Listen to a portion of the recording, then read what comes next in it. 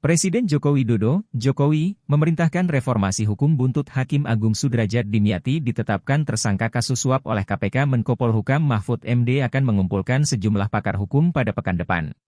Nanti, saya masih akan diskusi itu hari Selasa, kata Mahfud di Monumen Pancasila Sakti, Lubang Buaya, Jakarta Timur, Sabtu, 1 Oktober 2022.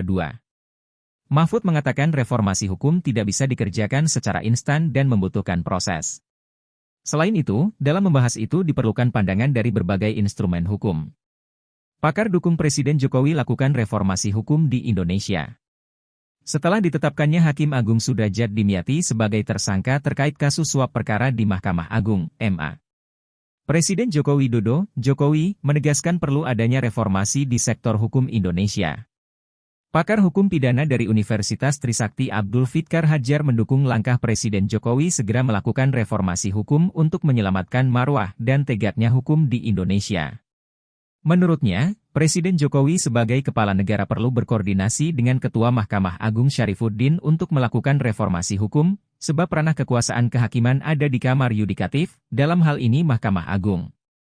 Ya, dukung untuk lakukan reformasi hukum.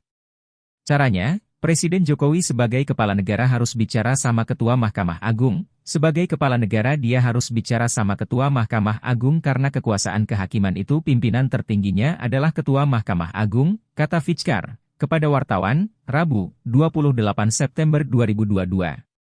Mahkamah Agung yang berkedudukan sebagai salah satu lembaga yudikatif tidak bisa diintervensi oleh Presiden. Oleh karena itu, Fitkar mendorong Jokowi menugaskan anak buahnya untuk menjalankan reformasi hukum yang diperintahkannya. Presiden itu kan kedudukannya dua, sebagai kepala negara dan juga kepala pemerintahan. Nah kalau sebagai kepala pemerintahan, dia bisa koordinasi dengan Mahfud MD Menko Polhukam karena di bawah Mahfud ada Kejaksaan dan Kapolri.